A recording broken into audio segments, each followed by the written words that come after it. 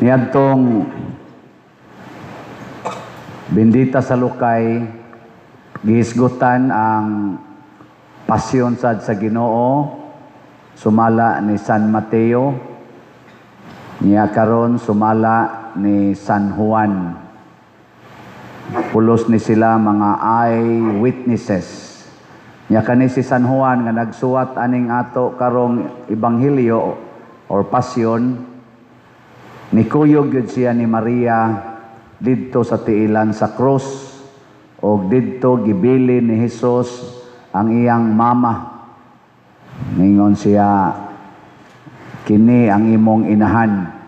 Niya si San Juan sad gibilin sad ni Hesus ngadto ni Maria, in siya babay, kini ang imong anak. Niya kining pagkabilina mao ni ang hatag sa kita may giluwas ni Hesus, kay bao naman si Hesus nga natuman na niya ang kaluwasan padayon nga bantayan, padayon nga panalipdan. Nya way lain nga the best nga makapanalipod sa kaluwasan kundili ang iya rasad nga inahan nga maoy nahimong inahan sa kaluwasan, ang Birhen Maria.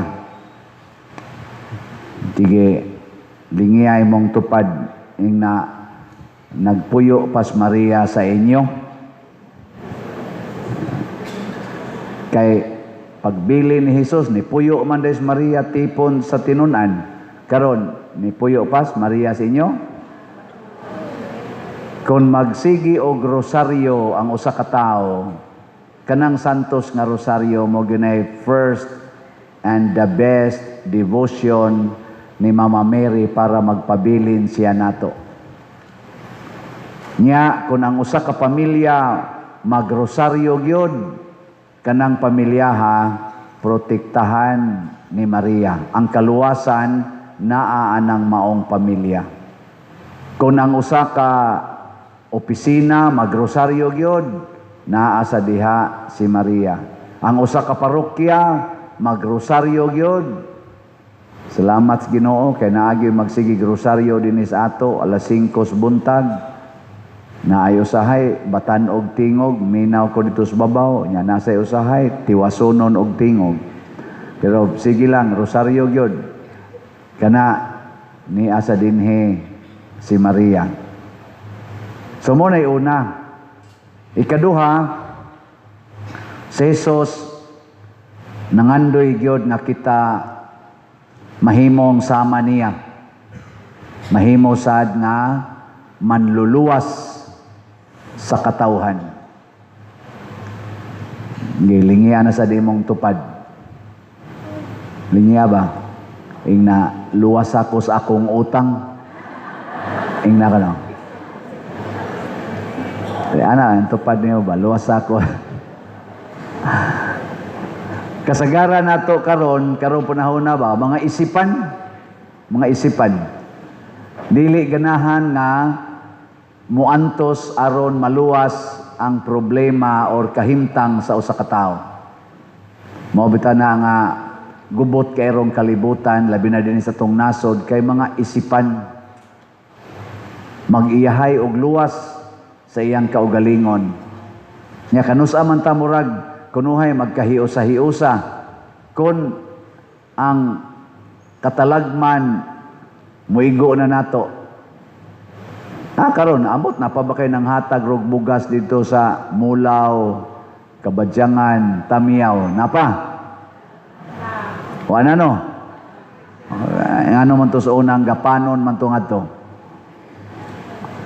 Dito sa Bugo, northern part sa Cebu, traffic man kayo to, kay truck ba to, dagko kayong wing bands, dag mga pagkaon. Karon apa dito yung galinya? Wa na. Sa una, di atong kumbinto, di hapit maagi, porting daghanang bugas, deliver, kay i-distribute na to, nga to, hapit kada adlaw, gasing tag-distribute. Karon tanawa to kumbinto. Wa na kay madaw-daw eh. Sinaw. Nganuan, kay dili ta permanente sa atong commitment nga mahimo gitang manluluwas. Muna nga dinis ato do na tay permanente nga agianas kaluwasan. Ug unsa man na? Unsa? Tanawa wa na kinomdomuban. Unsa na siya? Ang atong slot. Mao na atong paagis kaluwasan. Kada nimo simba, hapit ka diya sa lamisa, adto ka dito sa opisina, palit kag slot. Arriba ka sa atong mga bangko, deposito. Arriba ka sa GCash, basta na slot. Nya kanang maong slot, ato nang tipunon, mo din na atong i-project dayon. Mo na rong nanatay ga ongoing project din Way hunong-hunong project. Hangtod ta mga matay. Dili na to ingon nga project ta karon nya labay na sad ang 5 ka tuig, wa nay project kay sige na lang kolektahay. Nya biya dayon. Sige gyud hangtod ta mga matay. Ang di mo lingi, mo'y unang mamatay. Sige, lingi ako no, imong tupad. Lingi permanente yung imong pagpalit. Permanente yun. Mo palit lang ka usa, sunod tuig na saan mo palit.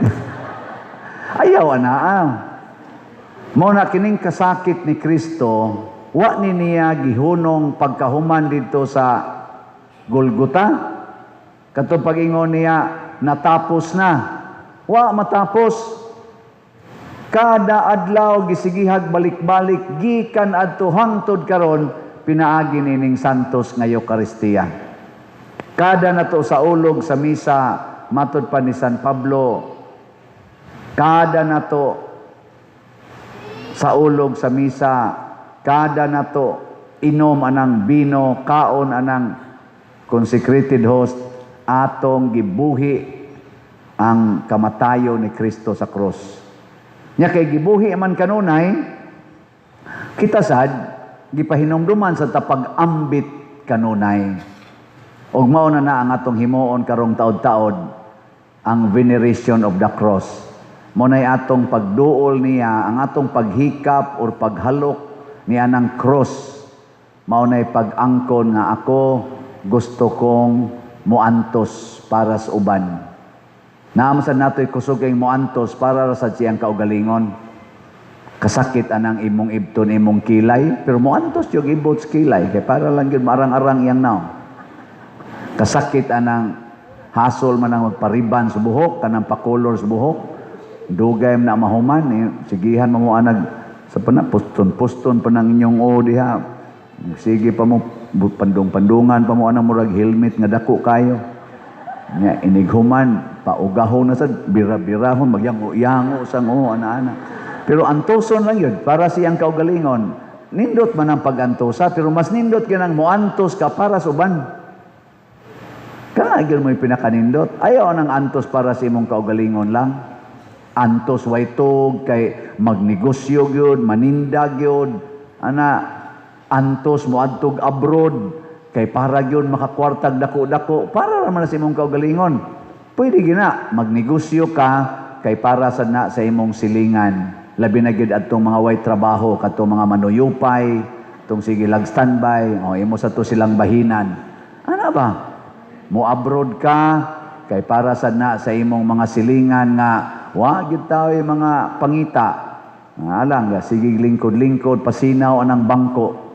Siging libak, nay gamay kargahonon, mangarga, nay iro masaag, puspusan, ihawon, pistahan dayon, mga inana ba? Imo sa na silang gahinan, budgetan po na nimo sila. Maghuna-huna ta ba para sa panginahanglan sa uban?